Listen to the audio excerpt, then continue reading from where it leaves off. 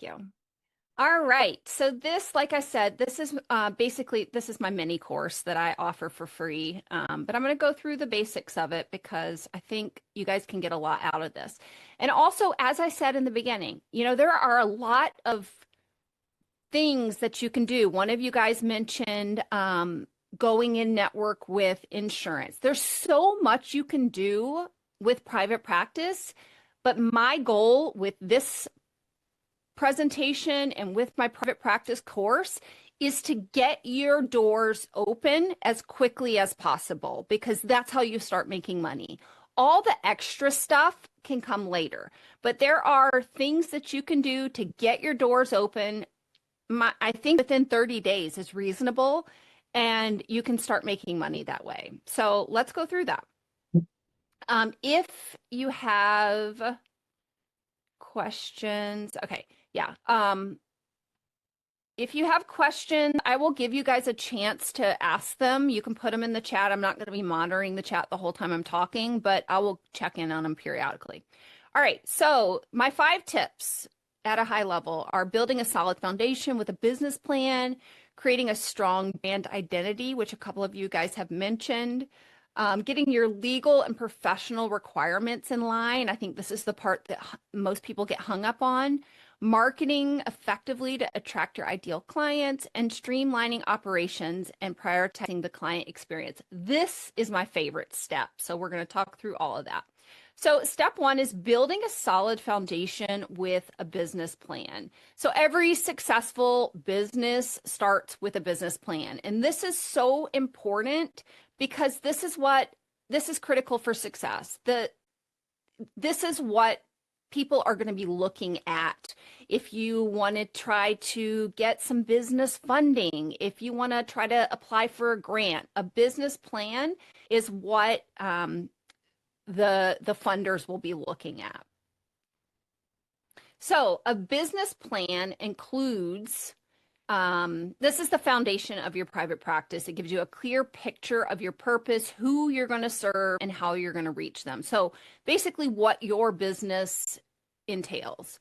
You're going to set a clear, achievable goals. Even if you don't have any idea of what that means, you can come up with some goals. They're in my private practice course, but I can also give you some guidance on how to come up with that.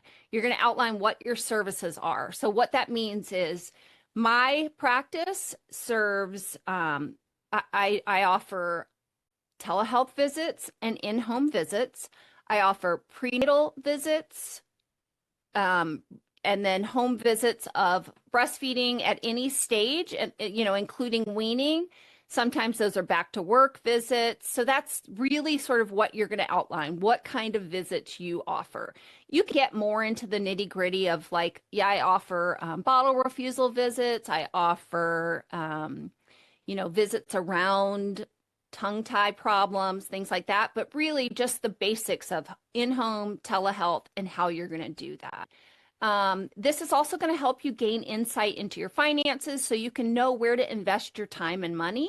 And it really is that professional image that partners or lenders or grant organizations are going to be looking for. So the business plan is going to include a mission and a vision. The mission is what is the core purpose of your practice. And the vision is sort of where you want to take that practice in the next 1, 5, 10 years, whatever that looks like for you. It's going to include your target audience. This could mean that you're going to say something like, I want to see moms in a 30-mile radius or something like that. That is really what the target audience means. And then it also helps to kind of narrow down what your services are going to be and how you're going to market them and communicate them. Again, you want to make sure that the business plan includes your services offered. So if you offer individual, group sessions, if you offer classes. So one thing that you could do, somebody mentioned that they offer prenatal classes and some mental health classes.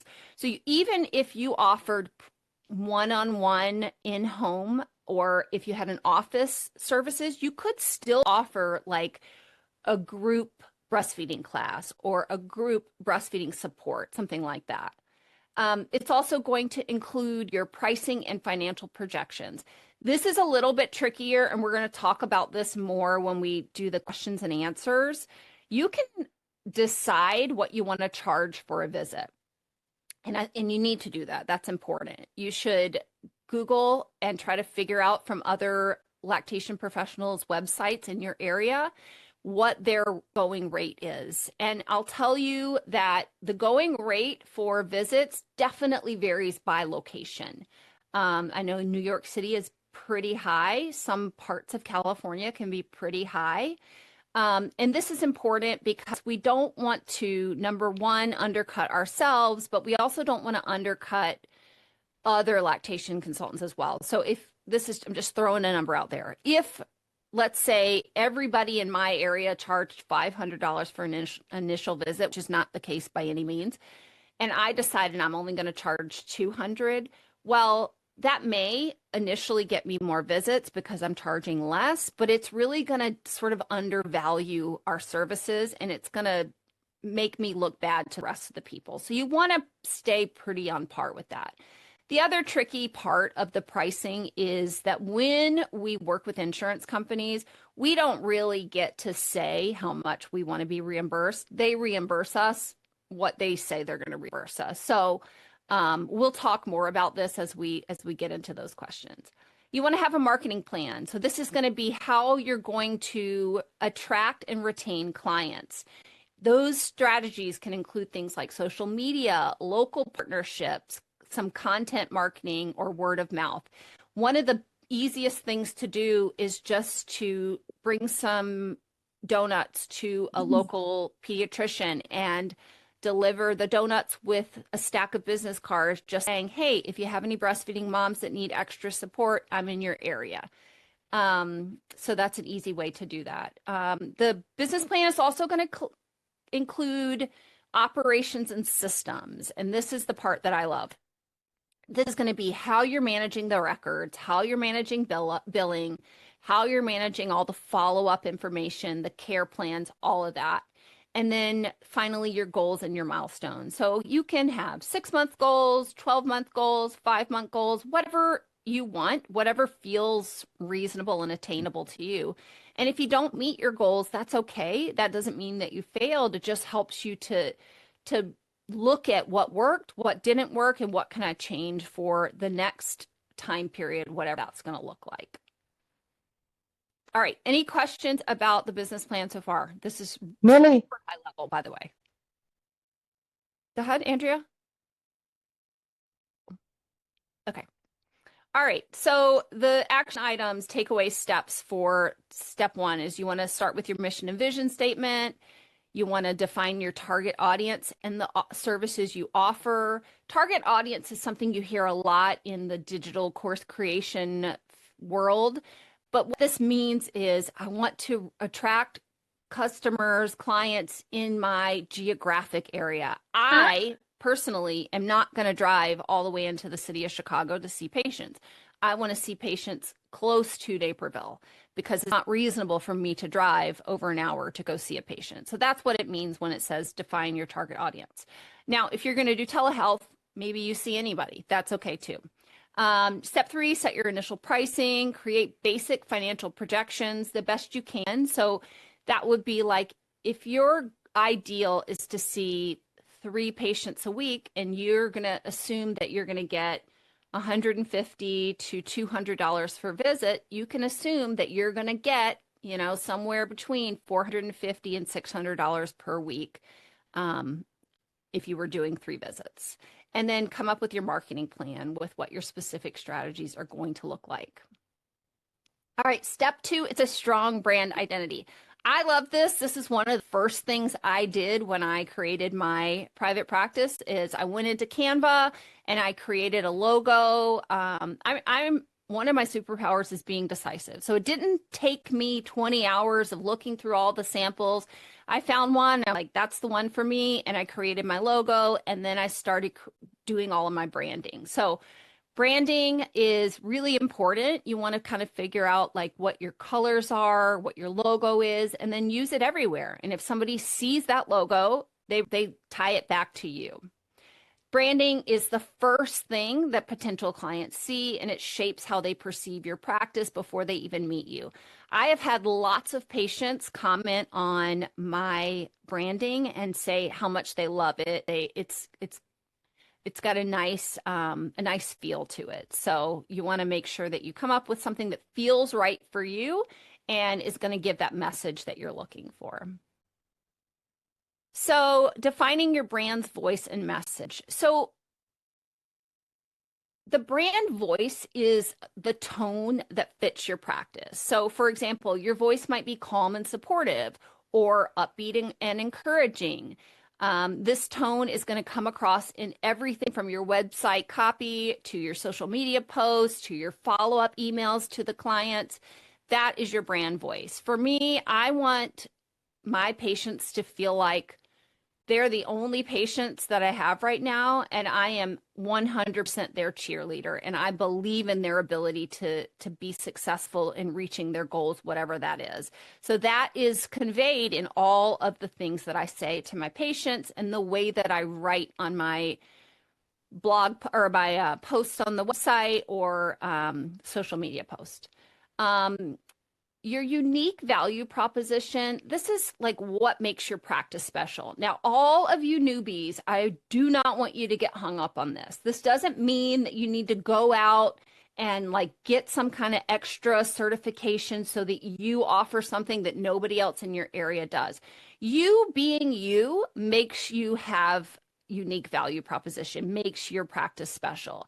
Maybe like the one person said, she's nursed twins and then she had a third baby. So your experience with twins makes you special and sets you apart from maybe the other LCs in your area. So this doesn't mean you have to go out and get special extra training. Yeah, I want you to do that eventually because continued education is really important, but you don't need this to open your door.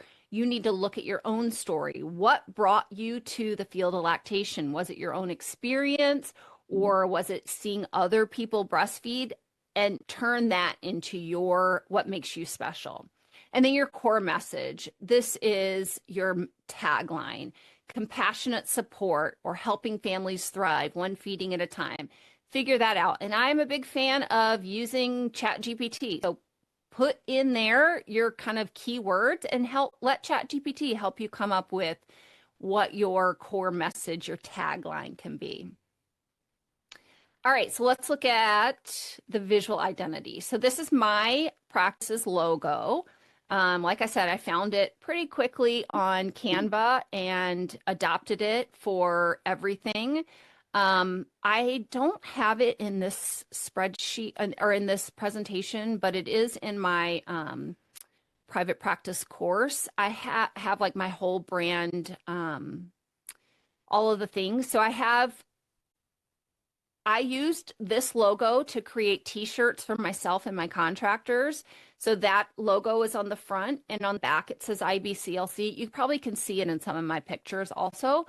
And then for the winter, we have different long sleeve shirts and sweatshirts and things like that with that same logo embroidered right here. I also made stickers that I put on the breast pumps that I loan out. I have the sticker of this that I put on the on the scales, things like that. So it's all tied together. If I loan a pump to a patient and it has my sticker on it, they know that pump belongs to me.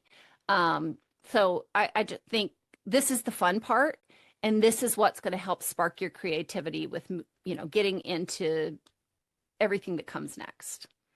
The next thing is choosing a name that reflects your brand. Now, everybody has their own opinion on this.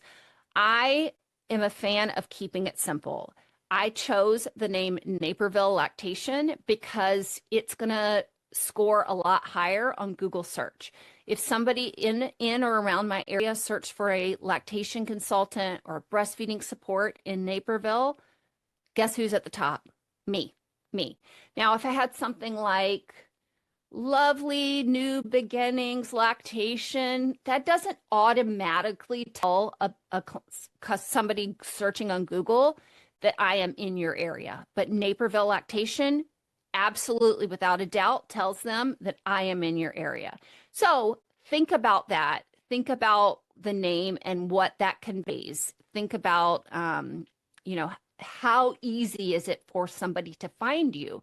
You want it to be as easy as possible for families that need support to find you. If they're having to search and search and search and go through lots of different things on Google before they find you, you know, that's going to be, you're going to end up with less patients that way. So consider that. I know that a lot of people like to use their name as lactation practice as well. So I have a friend who does Lemke lactation. That works too. But again, it doesn't narrow it down to help people connect the dots that you are serving this area. Unless your name is big and people know who you are. So just consider that. You can be successful with any name, I believe. It may just take you longer if you have rainbows and butterflies lactation. Does that make sense? All right. You want to make sure your brand is consistent across all platforms. So this is a copy of a referral letter that I might send to an SLP or something. It has my logo right here at the top. So that the cards that I send out to, trying to see if I have any cards right here. The cards that I give to provider have my logo on them. The cards that I give to hospitals, whatever, it all has the same logo on it. So it's super consistent. And then, you know, just make sure you have a strong online presence. This part is a little tricky because not everyone is really tech savvy, and that's okay.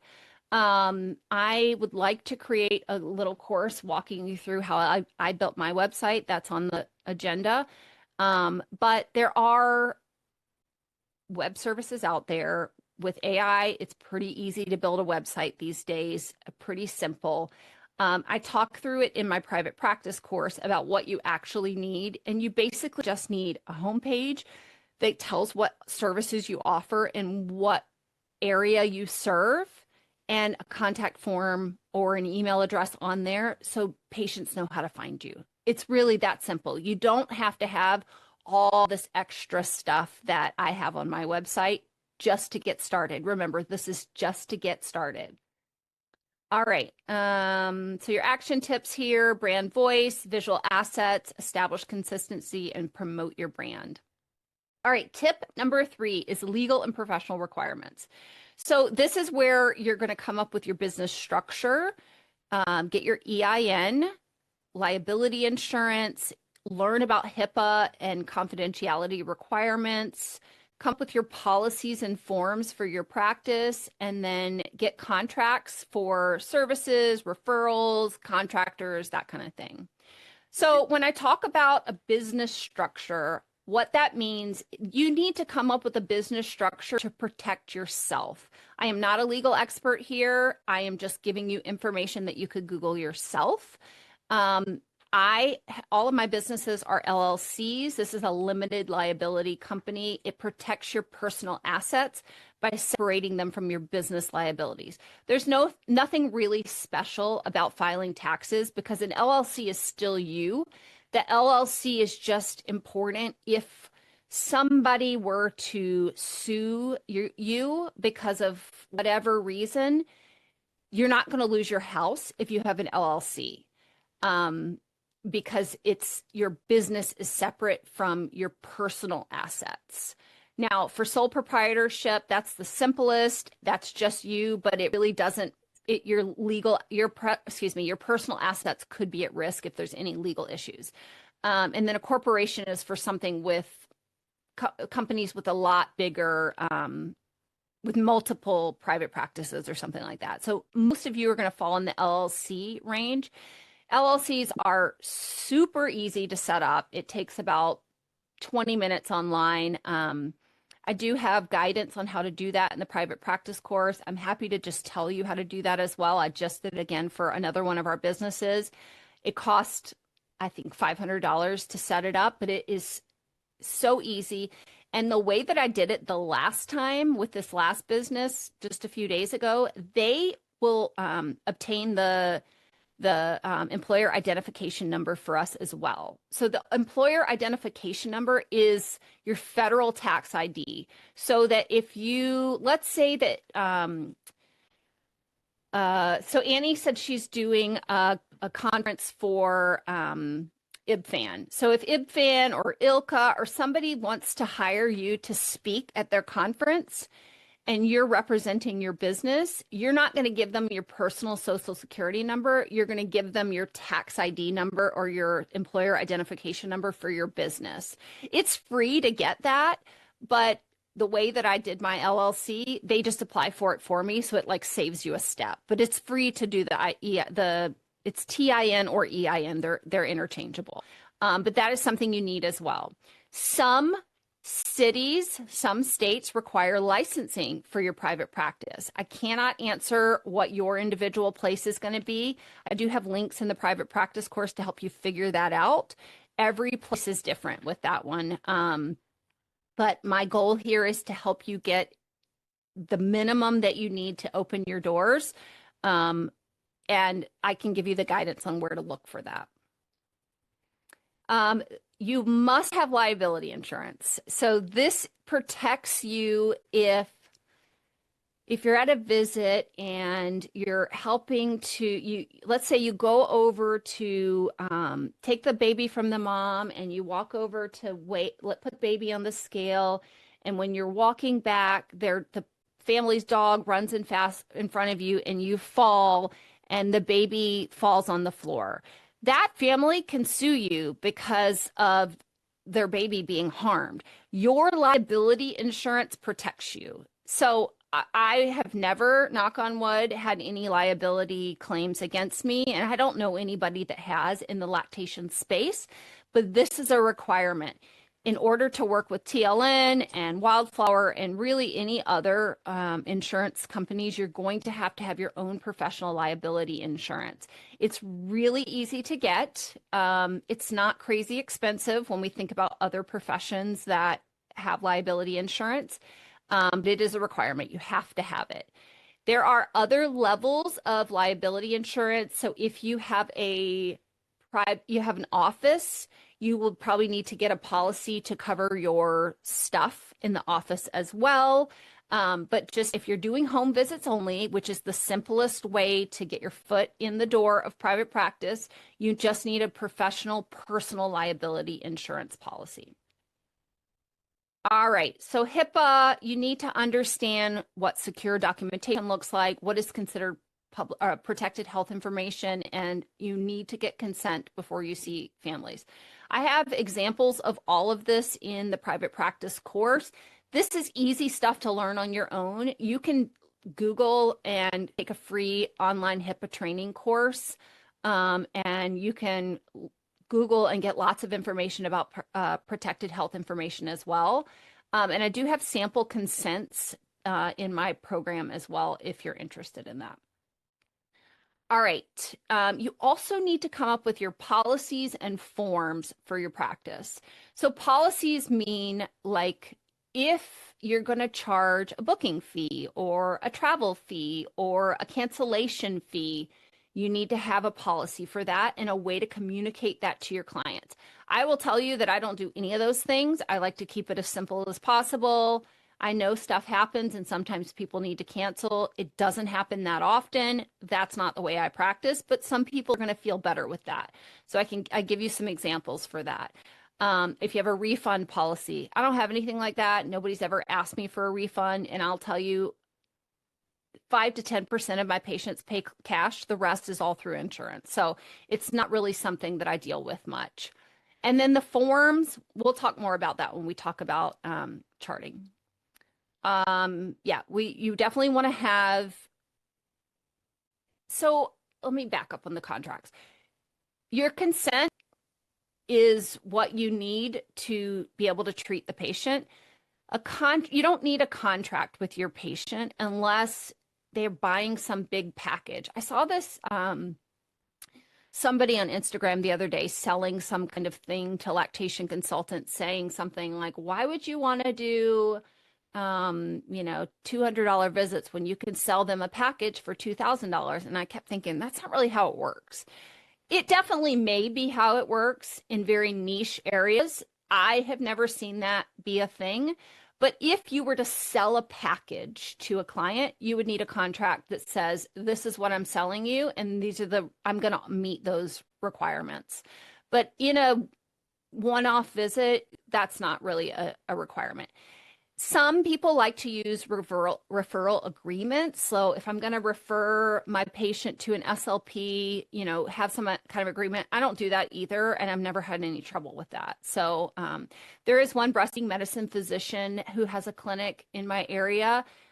She also has lactation consultants in her clinic, but it is an understanding that she has with everybody that refers to her that her lactation consultants will only see your patient if the patient requests it or that patient comes in without a lactation consultant. They will never just take your patient. So if you feel better having a referral agreement, you can certainly do that and have examples of that, but it's not a requirement. All right, so business structure, EIN, liability insurance, learn about HIPAA, create your policies and your contracts. All right, tip number 4 is marketing effectively to attract your ideal clients. So this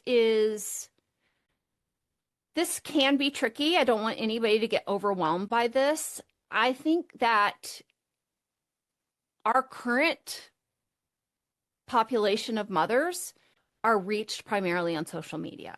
So if you just set up an account for your practice on social media and start creating reels about breastfeeding issues, so latch issues, low milk supply, return to work, or answering some common breastfeeding challenges, or even static posts of just what do you about a pump or something like that.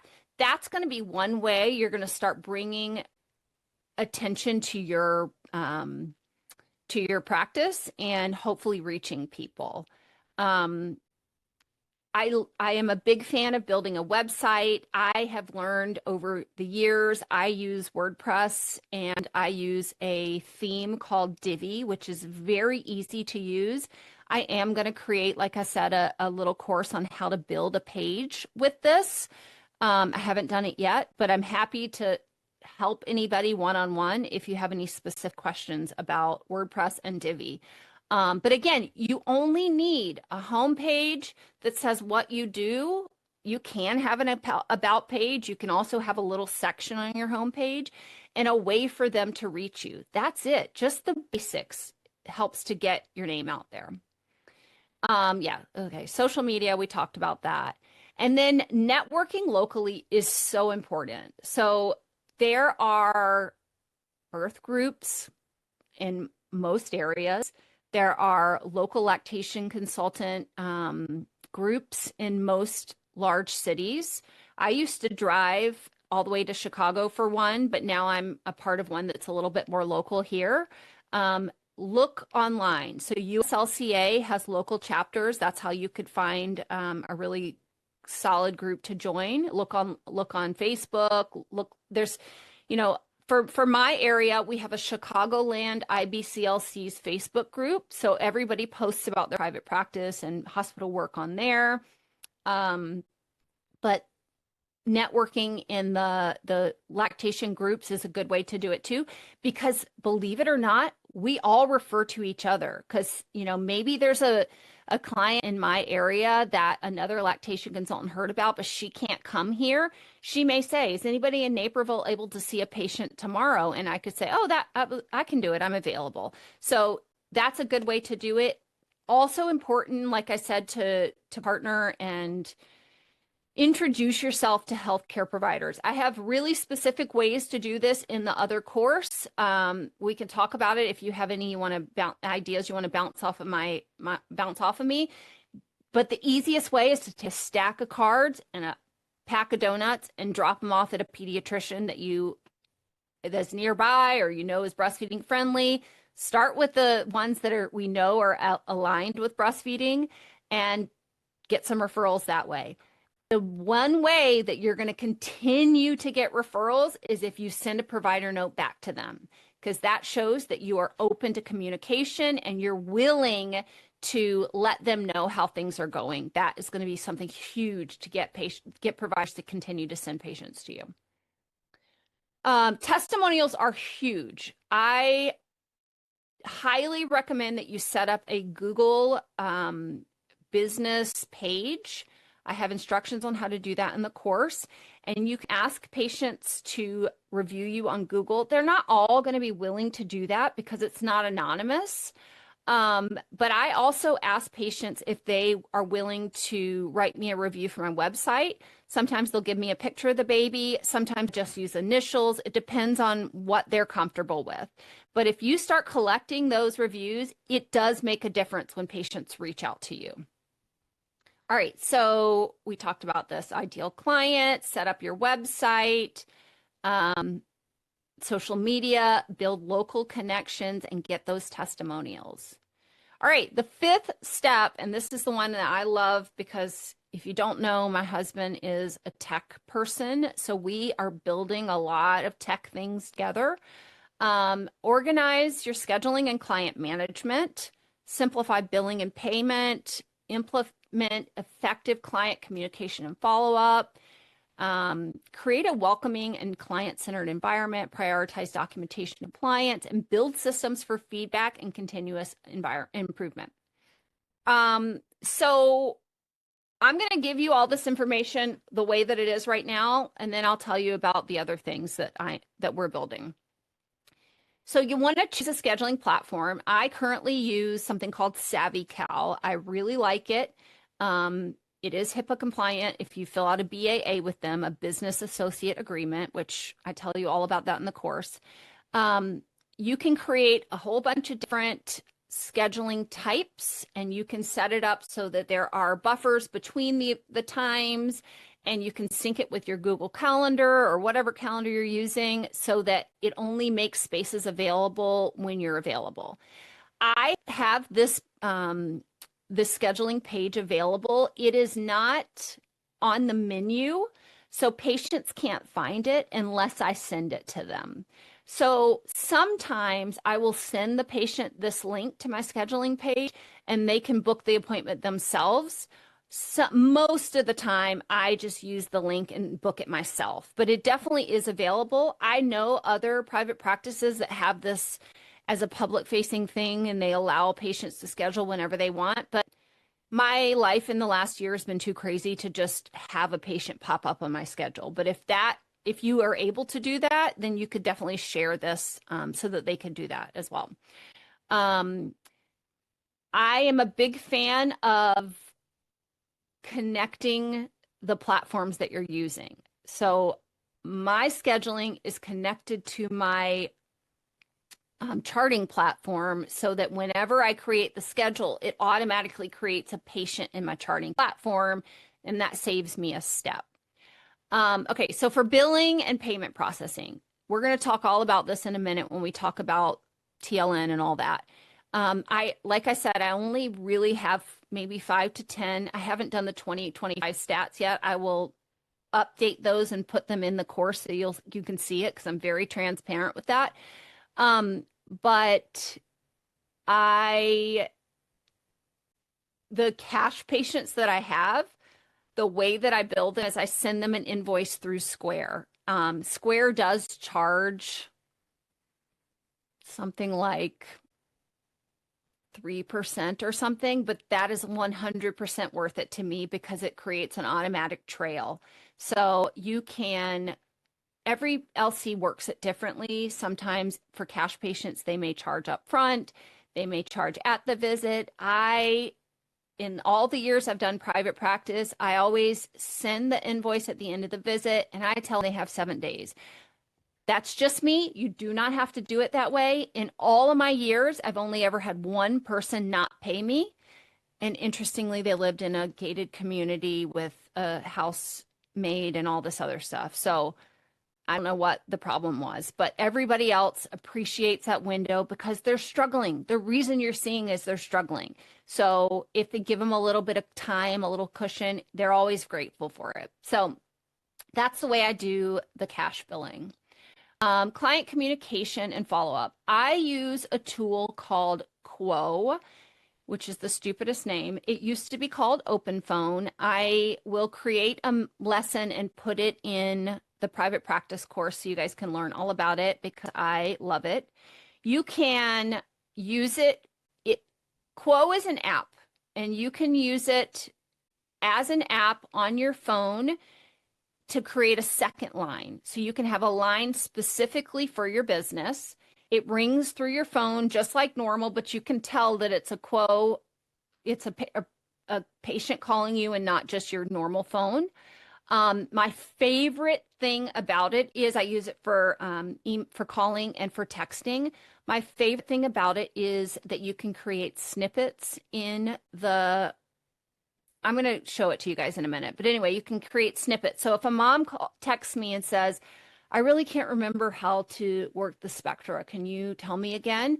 I have built in my snippets spectra settings. So I just have to search for it and click on it, and it sends her all of that I have saved in there. I also have built in there a follow-up text that I send about 2 days after the last visit. So you can schedule texts in there. So after the visit, I can schedule the follow-up text to go out automatically. You can set rules that said cancel this text if she texts me first, that kind of thing. This is a game changer, and I am a big fan of it. So I'll talk more about that. If you have an office, make sure it's welcoming, client-centered. Consider these parents are usually bringing a stroller or a car seat, a whole bunch of different things. So consider that. If you are doing virtual visits, and I do need to make a new lesson on this to help with some of the tools that I have used, you need good lighting and a good microphone so that they can see you and hear you. And also, I'm a big fan of having all of your gear right here so that if you need to teach a mom how to put on a nipple shield, you can just pull it out and it's right here. If you need to talk to her about the latching, you've got a breast right here, and it's not like you have to get up, and it makes the whole visit kind of clunky. So I will make a video about that to add to the private practice course, but your environment makes such a difference in the way the visit's going to go. All right, documentation and compliance. We'll talk about this more. Documentation is important. You have to document everything you do. I know that there's a lot of chatter and complaints about TLN. I don't have that many complaints because I figured out the secret sauce, and I'm going to tell you guys how to do that. Storing the records is important. So if you do private practice for 2 years and decide this really isn't for me, you still have a legal obligation to store those records for whatever the legal requirement is for your state. All securely means is that it's password protected. So if you're going to use a Google Drive, you can do the Google Workspace and sign a BAA, a business associate agreement, and it makes it HIPAA compliant.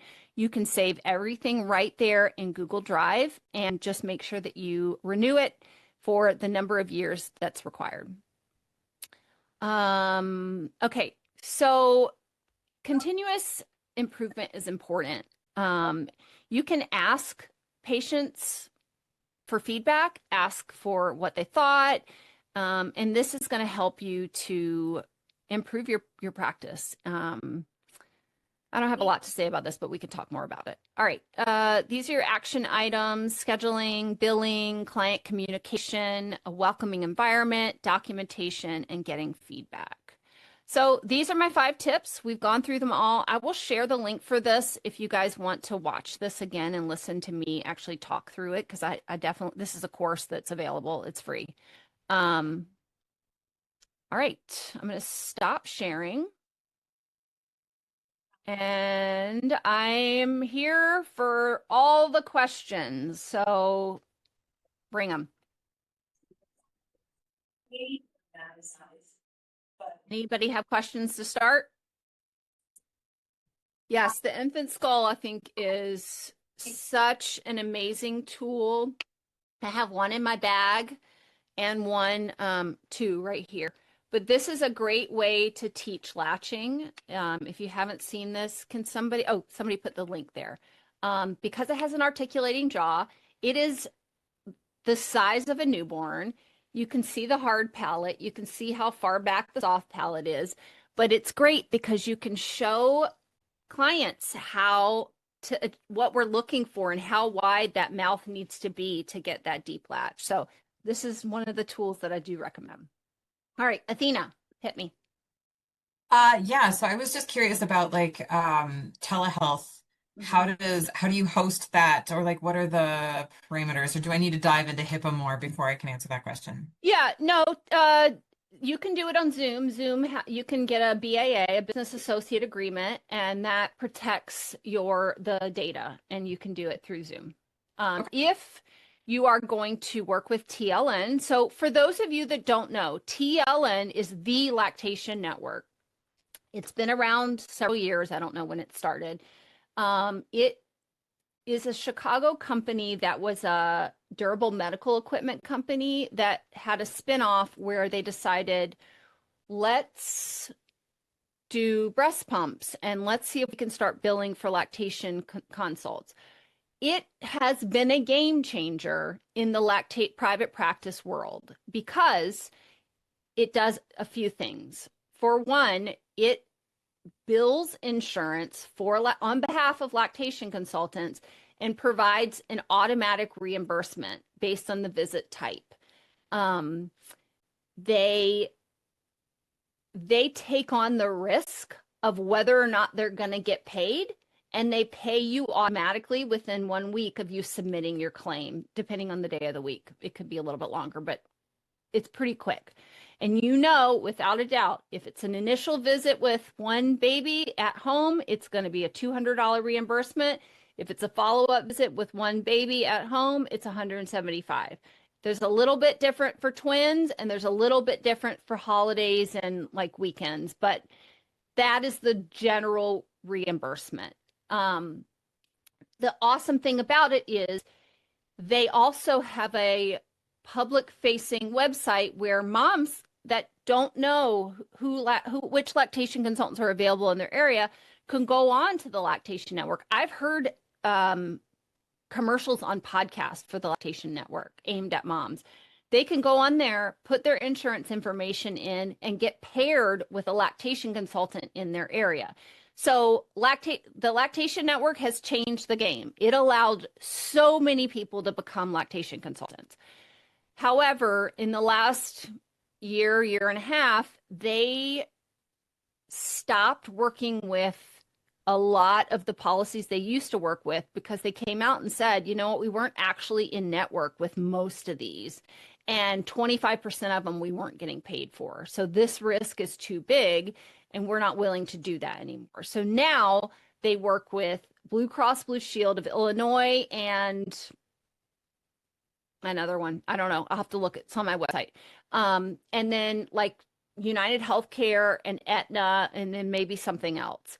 So it's only a handful of insurance companies they work with right now, but most of my patients are still covered. I know that even though Blue Cross Blue Shield of Illinois says Illinois, I have had patients from I know people from all over the state that have Illinois Blue Cross Blue Shield. So,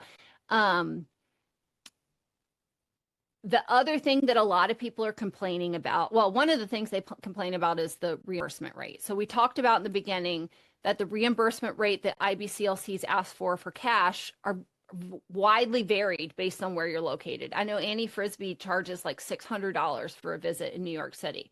Maybe she can get away with that. That would never work here. California people are complaining that they said that the rate is not comparable to what they would get. I don't know. I don't live there, but I'll say that it feels pretty good to me to get reimbursed $200 or $175 for, 60 to 90 minutes of work, right?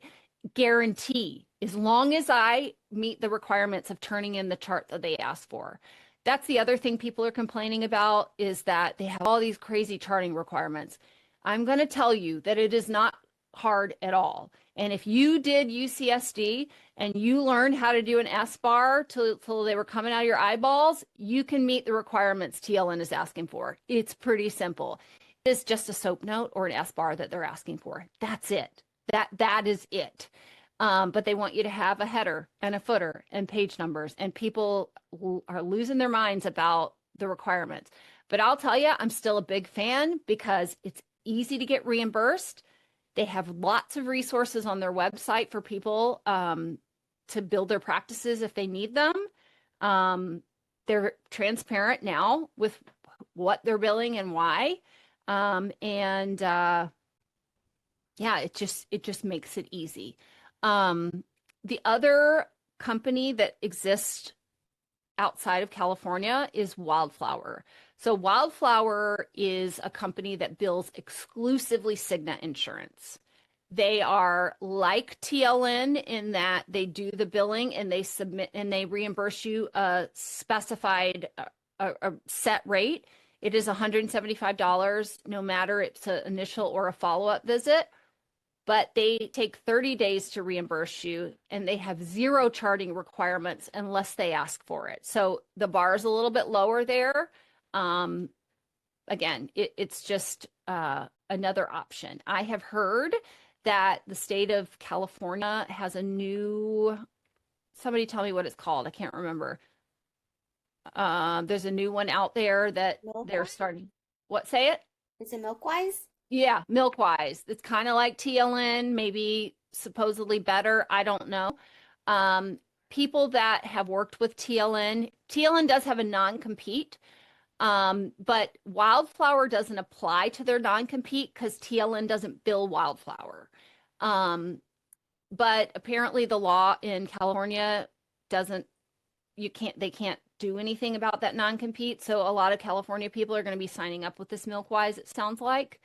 I don't know that much about Lactation Consultants of America. I did talk to them when I saw them at ILCA. It sounds like they're kind of doing what TLN is doing, but it's for people that are already working with TLN, you can't, we couldn't go and just work with them. You'd have to wait whatever the waiting period is. So for new people, maybe it is worth looking into. I will do some digging and see if I can learn some more to share with you guys. But for now, I don't know that much about them. I know they say they're going to work with Medicaid too, which I'm not sure how that's going to work because the Medicaid reimbursement is abysmal. And if they're going to take a cut of that, you're going to make basically nothing. But anyway, KDK. Can you start a private practice with just a CLC until you pass the exam? Or will that be cash pay only and people might not have money to pay you? Yeah. And should you charge less and then increase your price once you pass the exam? Great questions. So a CLC on its own, if you just did the CLC training, you didn't get any hands-on clinical skills. So you don't really have, the CLC is not a hands-on clinical credential. If you sat for the CLC because you did Pathway 2 and you got hands-on skills like what we're doing, I think it would be okay for you too. But if you haven't had any hands-on skills, you don't have any business doing private practice until you get some hands-on skills. So if you're going to do private practice as a CLC, yes, it has to be cash only. I think it's reasonable that you charge less. And I think the most important thing is you portray yourself to the client exactly as you are. I have this much training and experience. I have not sat for the board yet, which makes me the internationally recognized. That is the problem with all of these credentials out there. The primary problem is moms don't know the difference. There's nothing wrong with a CBS or a CLE or whatever. The difference is that your niche or your area of expertise and your scope is very different. And if you go out there as a CBS and say, I'm here to help you with all kinds of breastfeeding problems, you are misrepresenting yourself. You do not have the scope to handle complicated things. A CBS can handle, when's your milk going to come in? How many diapers do we expect per day? Let me show you basic breastfeeding stuff. You don't have any scope to handle complicated stuff. So KDK, I think it would be great for you to handle really basic breastfeeding problems as a CLC because you have had hands-on experience and you accurately represent yourself to your patients. Does that help? Yeah. There's no insurance that you can work with, no TLN, nothing like that as a CLC. They will only let you do it as an IB CLC. Okay. I thought Emma from our class mentioned TRICARE, Will. Does anyone know? I don't know. I will tell you, I want to talk a little tiny bit about insurance in general. I don't recommend anybody hold up the opening of their private practice until they go in network with insurance. Going in network with insurance is going to be, number one, incredibly tricky. Many states do not have licensure for IBCLCs, and that is the requirement for going in network with insurances. So you may not be able to go in network with maybe anything except Aetna.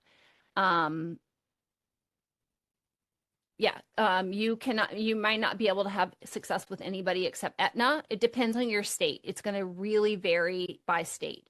The second thing is insurance billing is so tricky. It's a gamble. It's a gamble. Annie Frisbee on her podcast, what is it called? Lactation Business Coaching. Way back years ago, she has an episode talking about insurance billing, and she talks about how complicated it is. You submit a bill that's perfect, and they send it back and say, oh, you're missing a code. The code was on there the first time, but you send it back again, and they're like, oh, no, you did something wrong this time. And then they send it back again, and then you send it back again the third time, and finally they decide to pay you. So it may be months before you actually get paid. The reimbursement, you don't have any control over that. That's why I say TLN and Wildflower and Milkwise and whatever else, they're not the enemy. They are just here to make it accessible to have a private practice. Yes, they are absolutely taking a cut because they're taking on the risk, but they are paying us whether or not they get paid. So I think that if your goal is to open your doors and start seeing patients, consider Wildflower or TLN or Milkwise or something like that just to get started. You could then go and network with there's nothing about the non-compete that says that you can't bill insurances yourself. You just can't work with a company that does identically what they do. So if you were to start with TLN and Wildflower and then decide, I'm going to start going in network with Aetna and it's successful, and maybe start submitting some claims to Aetna yourself and it works and you're like, oh, this is great. You could maybe do less TLN or eventually phase them out. But I think if your goal is to start with a private practice as soon as possible, that's what I would do. Medicaid is a whole other thing. Medicaid is terrible. I did my doctoral work on Illinois Medicaid. The reimbursement is like $16 for a 15-minute increment. Yeah, it's crazy. We don't know what's going to get paid, what's not going to get paid. It's really, really complicated. It is necessary for equity. It is necessary because there are definitely gaps in service availability, but it would probably be miserable if Medicaid was your only option for billing, I think. Something else is just coming to mind right this minute is you don't have to open your door as a private practice person full-time either. You can start as part-time. Like, let's say you have a job, you work 3 days a week. You could just be available for visits 3 days a week, or something like that. So it doesn't have to be all or nothing. The insurance thing doesn't have to be all or nothing. It's just about getting started. Get your foot out there and get started. All right, Joe. Shifting gears a little bit, can you talk about, I think you mentioned you use a certain kind of tablet for your charting. Yeah. Okay. Can you talk about that? Okay, I'll tell you all the things that I'm doing currently, but I'm going to also tell you that because my husband is a tech person, when I first started private practice, he was like, "What is taking you so long with this charting? This is ridiculous." And I was just using Google Drive, creating a chart note, trying to submit it and all the things. And he's like, there's a better way. We can fix this. And he built me something. It was very rudimentary, it met my needs. But like I said, it was connected to my scheduling platform. So every time the patient scheduled, it would create a new visit for me in my platform. So that was all connected and I had good connections there. And then he started to see that, at the end of the year when we were doing taxes, I needed to be able to provide mileage reports for how many miles I drove that year for visits. So we integrated that into our platform as well. The way that I do visits currently is I use this electronic notebook called a Supernote. A lot of people have heard about the Remarkable. It's like the Remarkable, except the Remarkable kind of feels like pencil on paper. This one is like pen on paper. I have created a template in here, and it's similar to the template I have in the history taking guide. But now because I know what the fields are, I just write on it.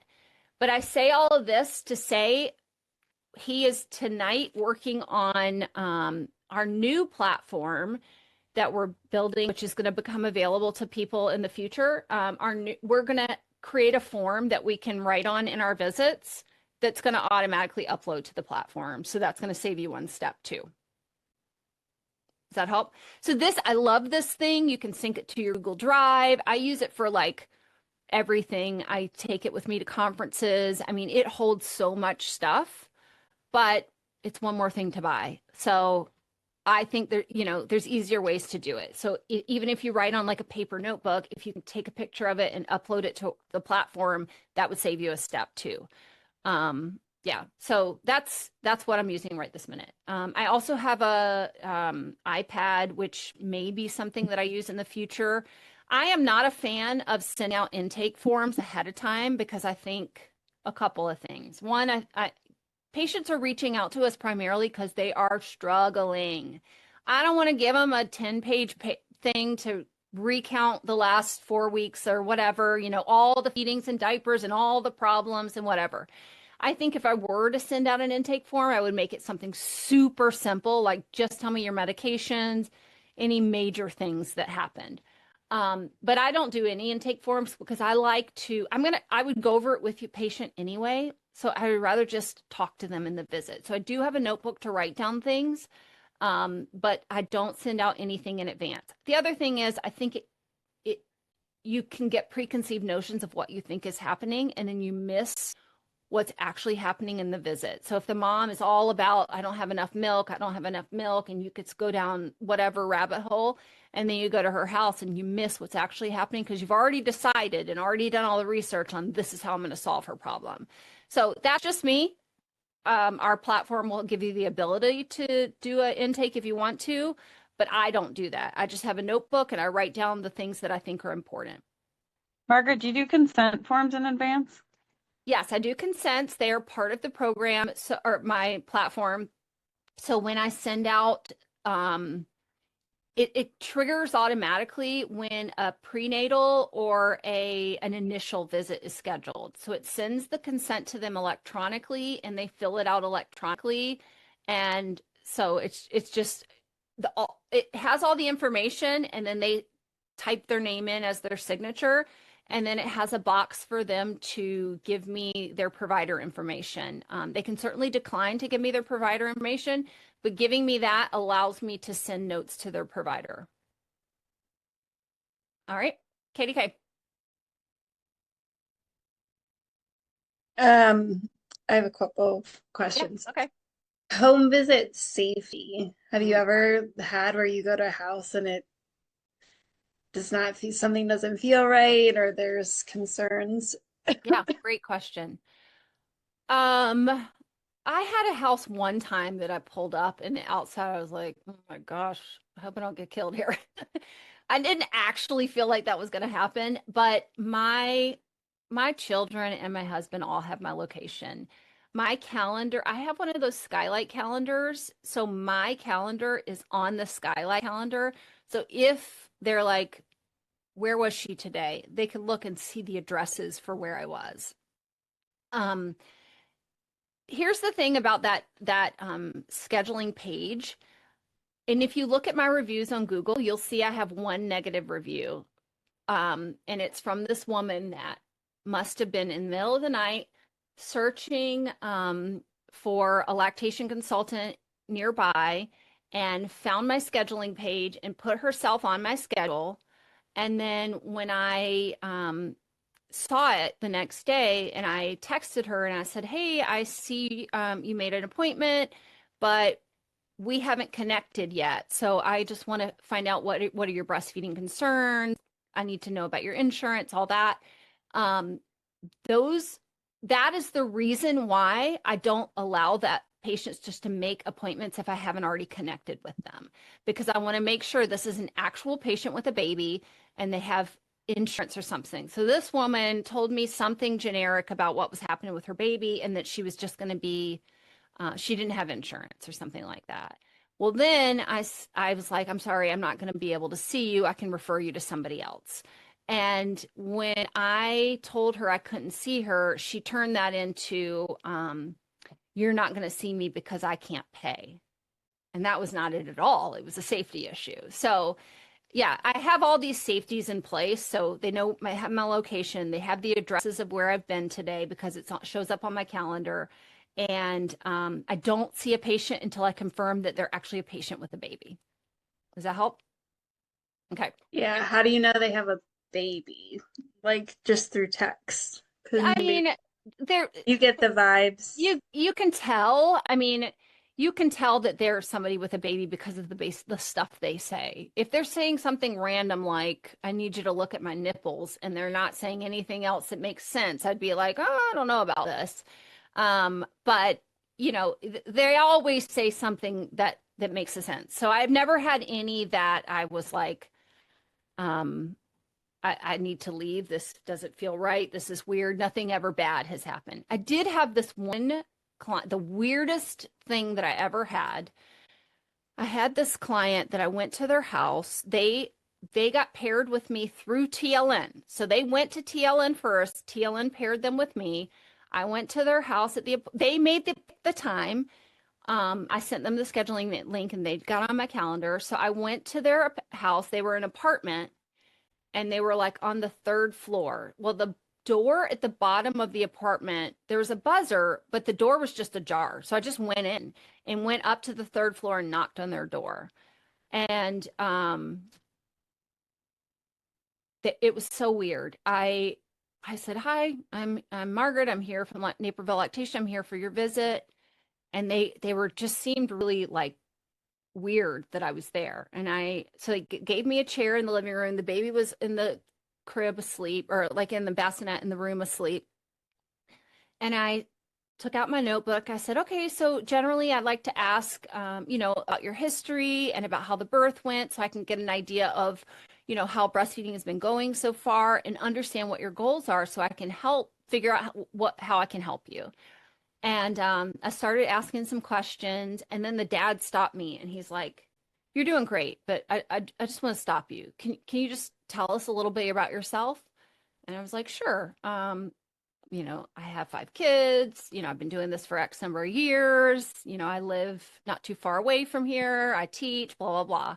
And he's like, okay. Well, let me tell you about myself or us. Let me tell you about us. We're very religious and we have really strong beliefs about food and vaccines and things like that. I'm like, that's great. I'm just here to support you with whatever your goals are. And we had a birth at the birth center and, we're really just very natural minded or whatever. I'm like, that's great. I'm here to support you with whatever your goals are. I'm fine with whatever you're doing. I just want to help you. If you're having pain, I want to help you fix that. And then the dad was like, okay, so can you give us a minute? And I'm like, what does that mean? He's like, can you go out in the hall of the outside of the apartment so we can talk? And I'm like, okay. I'm kind of like, what is happening? So I go out in the hall. 5 minutes later, he brings me back in. He's like, we've decided to go in another direction. I'm like, okay, well, good luck. And then they wrote a nasty email to TLN about how off-putting I was. I don't know what was happening there. Of course, I looked at them on Facebook later and learned that they're into some crazy stuff. But either way, Probably for the best. yes, definitely for the best. That was the weirdest thing that's ever happened. And if they came to me through TLN, so they were a verified person with a baby. So anyway, that's hopefully nothing weird will ever happen to you guys or make you feel unsafe or anything like that. But I think that there's ways to protect yourself. All right, Claire.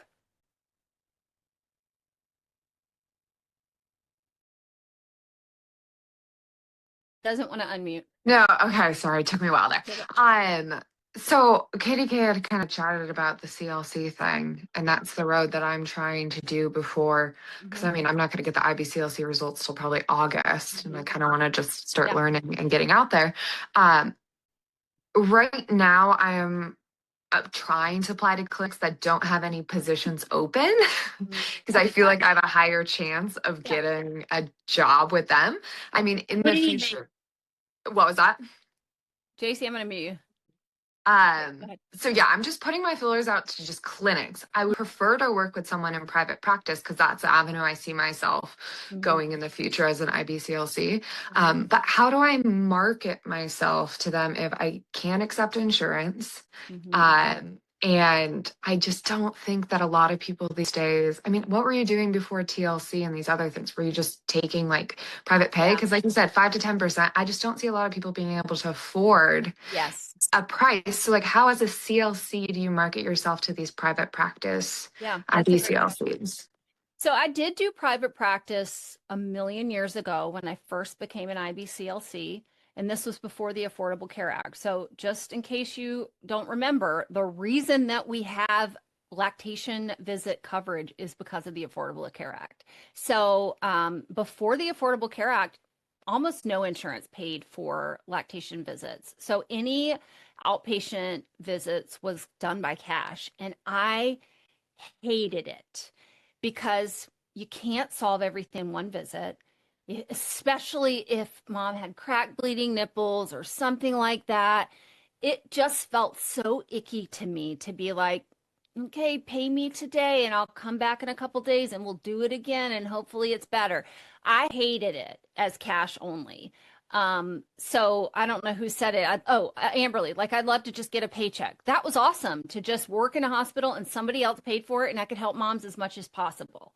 So it's going to be tricky for you. I think probably the way that I would advertise it to a clinic would be something like, can you figure out a way to pay me a nominal rate so that I can get the experience and you can add this as a bonus to the services that you have here at your clinic. So maybe they pay you $40 an hour and you can see whatever, a couple of babies if they have somebody that needs help, something like that.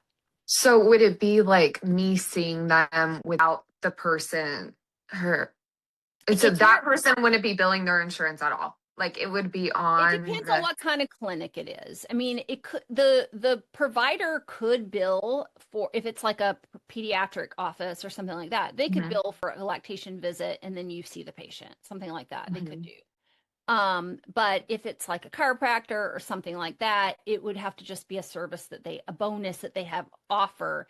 And maybe that will help to bring more patients in because, hey, we happen to have this lactation person here that can also see you at this day on this time. Okay. That's interesting. Yeah.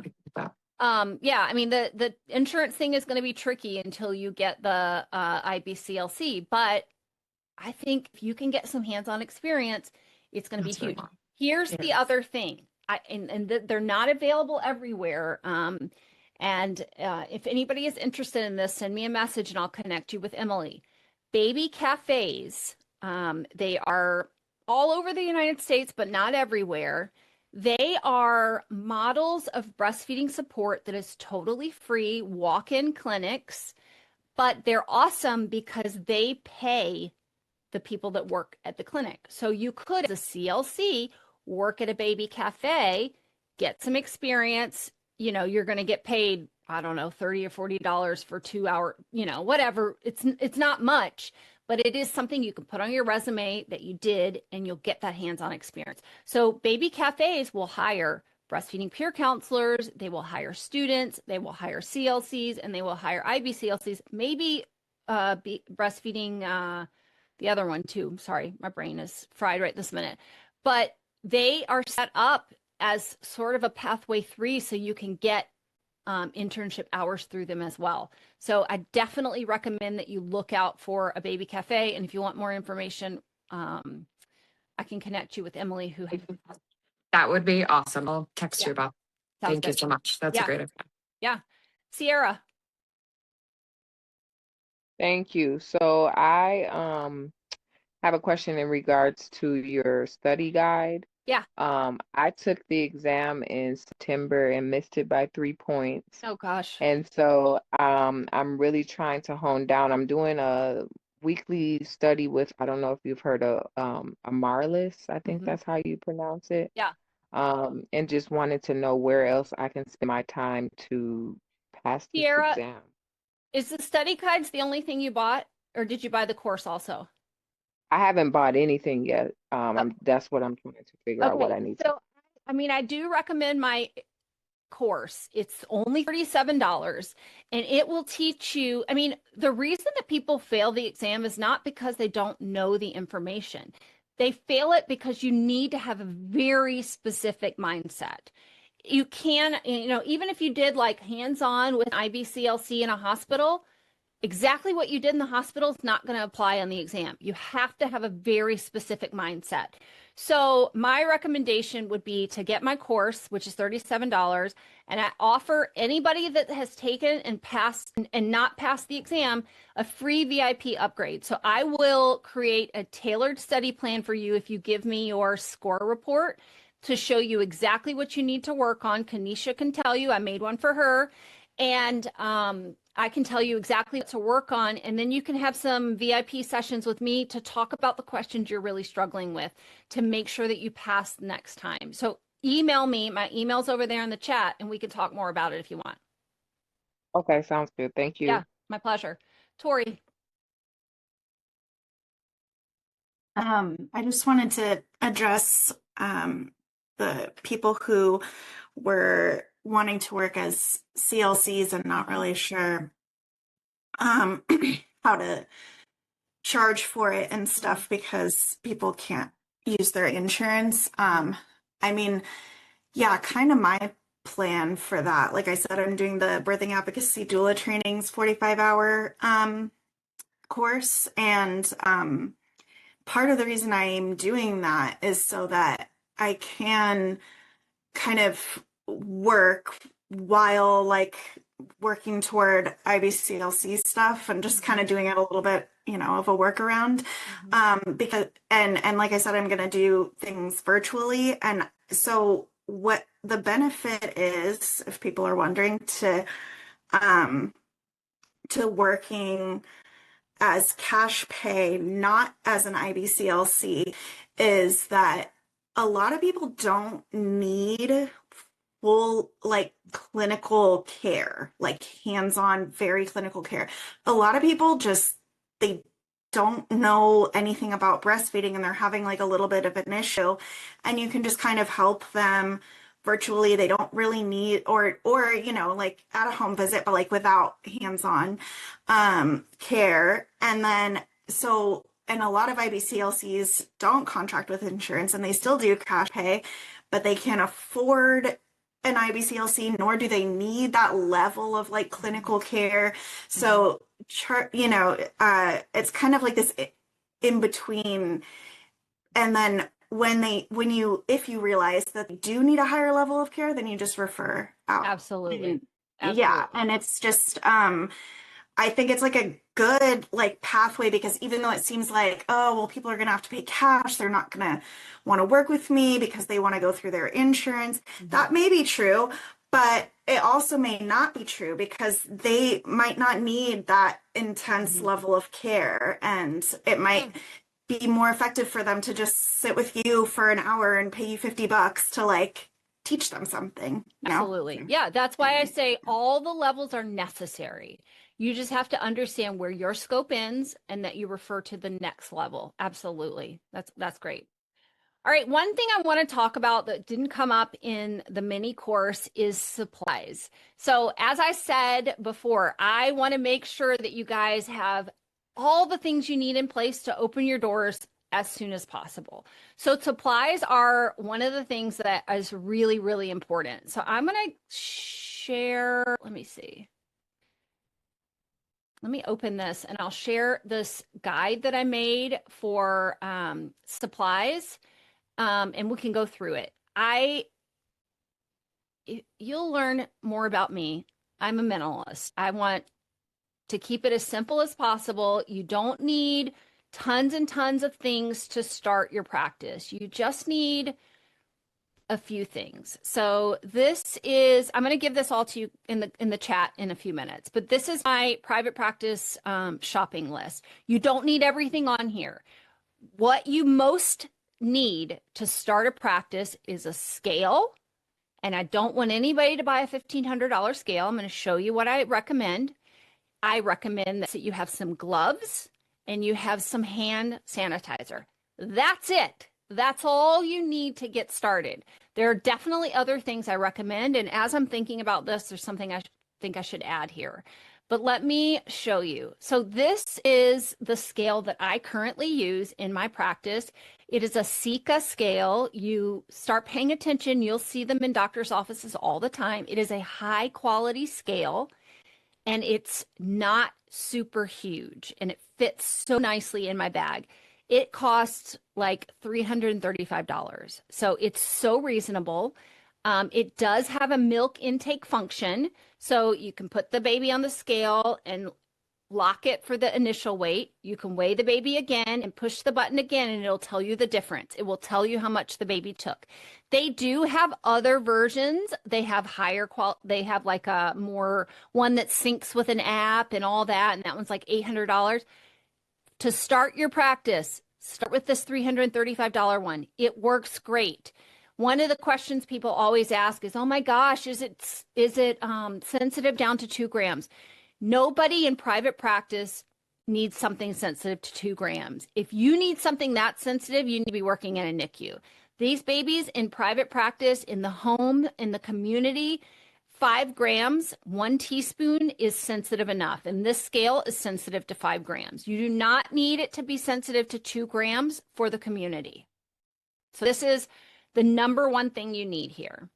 I am a big fan of stethoscopes because when we're in the colostrum phase, you really cannot hear audibly the swallowing. I have a whole post on my blog about how to use the stethoscope. This is a expensive one. I think it costs about $87. They also have, this is my favorite one. So if you can find this one on Amazon, this is even better. This is a neonatal one. So you can see it's teeny tiny and it works great to put it right on the baby's neck. These I think were like $25. This is great. This is all you need is a neonatal stethoscope. It's tiny. Gloves. The thing about the gloves is I really like this Restore Oat one because it doesn't have a taste. If you buy some cheap gloves or something like that, they put it in your mouth and taste it. If they have a really strong flavor, babies are going to not suck. You're not going to be able to assess their mouth. They're just going to bite or kind of push you out. So if you can get a glove that doesn't have a taste, you're going to have a lot better feedback with your assessment. Pen lights are nice to have if it's kind of dark in the room where you're seeing the baby and you can't really look in their mouth very well. They're not a necessity by any means. Nipple rulers are also nice to have if you're savvy on flange sizing. They are not a requirement, and you definitely do not have to buy a silicone thing. I am not a fan of sticking mother's nipples through the holes. I always use the top measuring bar, but one of these you can get at a craft store or Walmart works just as well. So find something that you can measure with, and that's all you need. Some tools for problem solving. Nipple shields are helpful to have. Maybe have like one of each size. There's 3 sizes. I recommend only using the Medela ones because those are the ultra thin ones. And then if you have to use it, you can replace it. I probably use a nipple shield every 3 months. So it's not something I use all the time. If you've worked in a hospital or you did any hands-on in a hospital, we use in the hospital all the time because we don't have a lot of tools. But in private practice, it may be the difference between getting a baby to latch and not. Hydrogel pads, I used to carry them. I don't anymore. But those are something that you could have if you have a mom with really damaged nipples. These are other supplies you can consider for the future. You do not need to have them the day you open your doors. But if you want to help a mom set up an SNS, using a tube and a syringe is way cheaper than getting an actual SNS. So there's links here for the ones that I purchase. These syringes can be really helpful for dripping milk on the nipple if you need to incentivize a baby, or if you're teaching a mom how to do antenatal hand expression, you can get these from Amazon. This bridge is another way to do an SNS. It is very expensive. I do not recommend it until they figure out a way to make them more cost effective, but it's something that if you want to have extra gadgets, you can have them. Cups are great if you want to teach a mom how to do hand expression, if you want to cup feed a baby at an appointment, not necessary. This is all extra stuff here. If you want to carry flanges, so all of the items on this page come from Maymom. Once you become an IBCLC, you can set up a wholesale account with them and purchase all these things pretty inexpensively. I want to say the flanges are about $3 a piece if you buy them wholesale. So I have the link here. You can look at it, and you can look at their information for how to set up a wholesale account if you want to, once you become an IBCLC. This is the bag that I use. It is a scalp bag. It fits my scale perfectly, and then I have room for my stethoscope, my hand sanitizer, and my gloves. I do have a picture of all the stuff I have in my bag on my website, so you can look at that if you want to. But I searched high and low to find a bag that would fit my scale perfectly, because I don't want to come into a visit with like I'm moving in with a whole bunch of stuff. I just want to carry it as simple as possible. So this is the bag I bring with my scale and my few things. I do have this in my car for all of my flanges. Nobody needs to be thinking about that for day 1 of your private practice. But if you want to have extra supplies at some point, something like this can be helpful. I made a bag organizer with these. I'll show you guys a video for that another time. And then this is what I have in here. I'll give you this list if you want it. All you need, though, remember, is a scale, gloves, and hand sanitizer. All right. All right, let's see. Claire. When you give flanges out, do you charge for it, or you Great just question. Yeah, take great this? question. So it depends on your state. In the state of Illinois, in order to charge a parent for that, I would have to charge sales tax, and I'm not willing to register with the state to do that. So I absorb the cost of it, and it just reduces my taxable income that way. But another thing, like for flanges, I've heard other people do is they just have a set of flanges in all the sizes, and they use it with moms to help them decide what size they need. And then they send mom a link to order it from Amazon, and then they sterilize that and use it again for fitting. So that's another way to do it. But for selling it to a mom, you have to see what your state requires. For me, it's not worth it. I especially buying it at wholesale. The only thing that I haven't been able to get at wholesale is nipple shields. They cost about $7. They do come as a 2-pack. I could break them apart but it's not worth it. I use it so infrequently. It's just, I'd rather just open the package and then be like, okay, now you have 2. It's not the end of the world. It doesn't cut into my earnings that much. All right. Cool. Thanks. All right. What other questions do you guys have?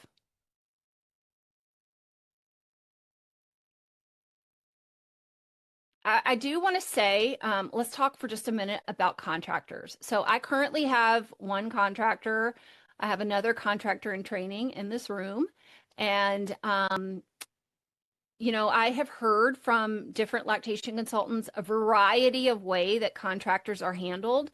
I do plan on adding a lesson to the private practice course about contractors. For me, the way that I handle it is I provide my contractor with flanges that she can use if her clients need them. She's way more judicious than I am with them, which is really helpful. I give her a scale to use so that we're using the same equipment, but it's mine. So she gives it back to me if she decides not to work with me anymore. I did give her a couple of shirts from the beginning, but she purchases anything extra she wants. And then she had access to my charting platform.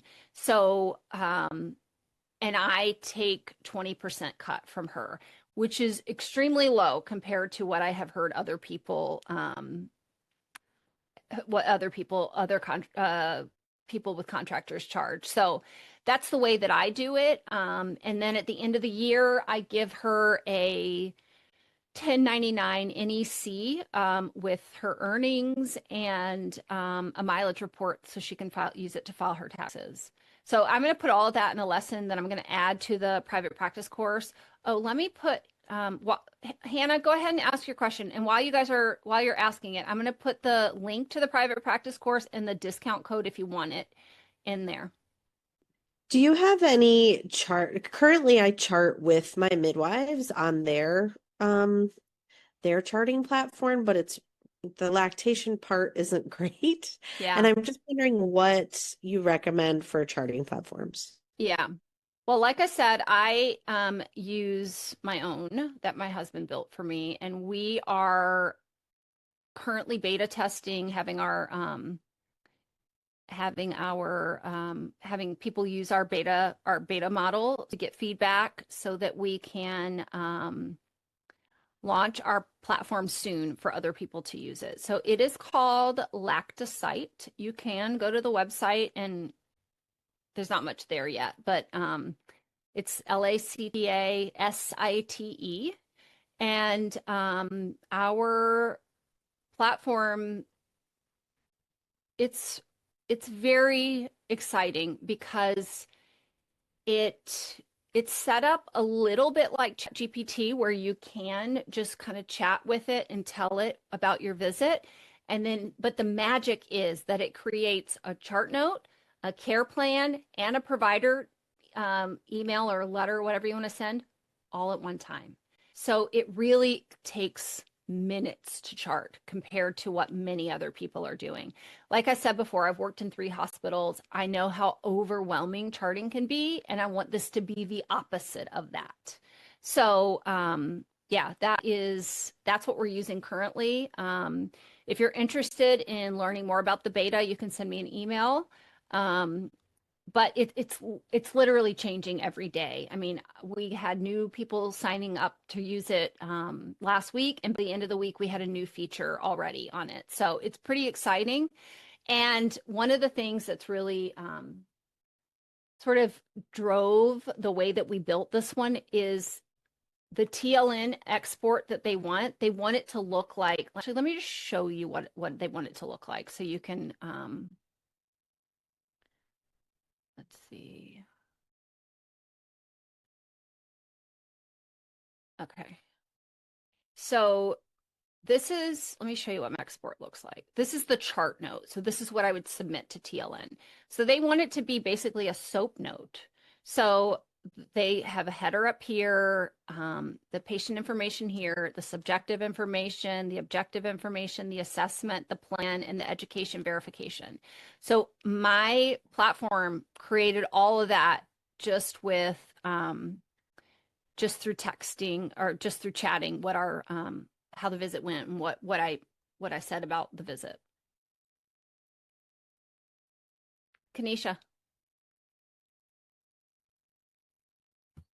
Okay. My question is, if you are like, say for me, becoming a new IBCLC, if I want to work at a private practice just to get some experience, would I simply Google private practices, or how would I go about finding one? Yeah, great question.